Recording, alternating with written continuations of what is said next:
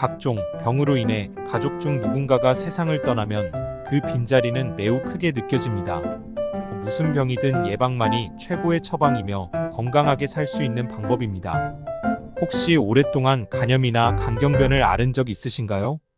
간경변은 만성 비형간염, 만성 시형간염, 지속적인 과음과 간 독성 물질의 사용 등이 원인이며 가장 큰 위험인자는 만성 간염입니다. 간경변 초기 증상은 만성 간염과 비슷한데 소화불량, 식욕부진, 구토, 메스꺼움, 복통 등 소화와 관련된 증상이 나타납니다. 그런데 이런 간염, 간경변을 오랫동안 앓게 되면 간암으로 발전된다는 것 알고 계신가요? 그리고 간암 수술은 대부분 수술을 못하게 되는 경우가 많다고 합니다. 간암 수술은 간 상태가 양호할 때 가능하며 수술을 할 수 있으면 그나마 간 상태가 괜찮은 편이라고 합니다. 왜일까요? 간암 환자는 오랫동안 간염, 간경변을 앓은 후 간암으로 발전된 거라서 간 기능이 망가진 환자가 대부분이기 때문입니다. 그래서 간 기능이 좋아서 수술받을 수 있는 비율은 전체 환자의 15% 정도입니다.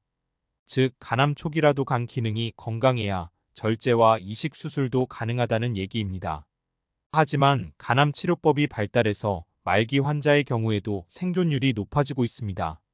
그런데 정작 국내 간암 사망자는 늘고 있고 폐암에 이어 여전히 암 사망률 2위라고 합니다.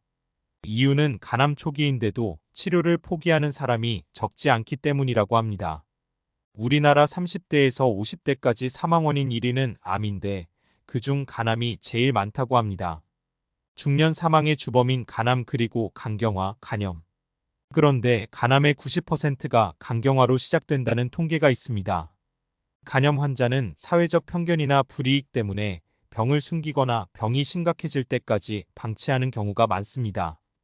그런 까닭에 수많은 간염 환자가 간염에서 치료되지 못하고 간암에까지 이르게 되는 것입니다.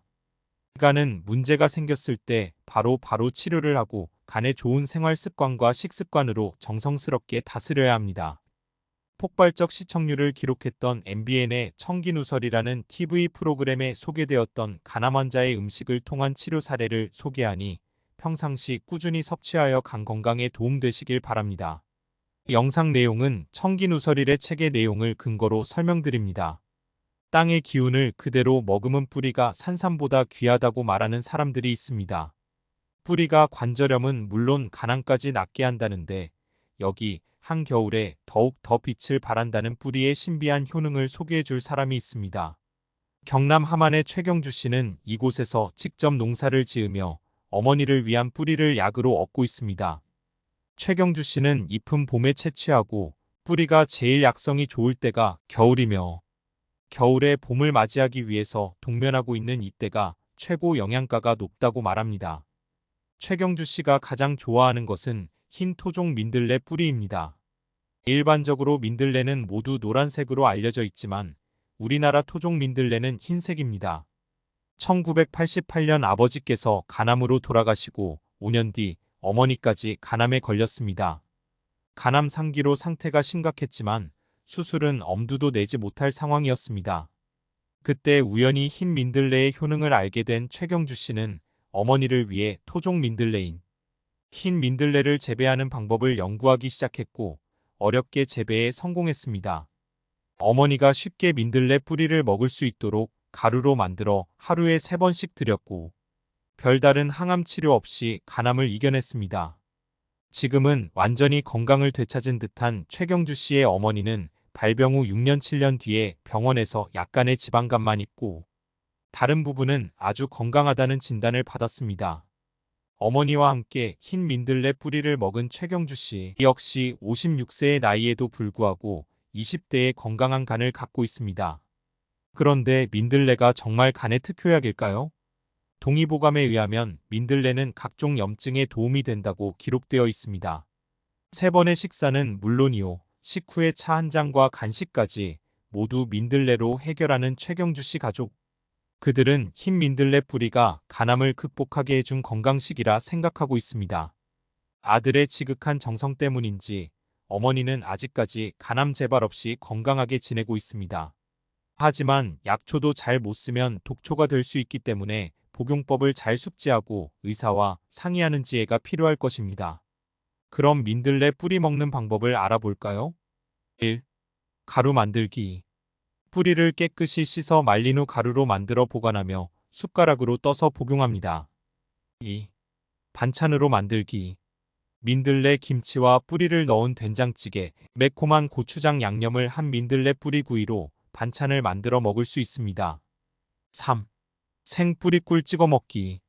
생으로 민들레 뿌리를 먹는 것인데 아삭아삭 소리가 나며 씹는 즐거움도 주어 간식으로 먹으면 별미입니다.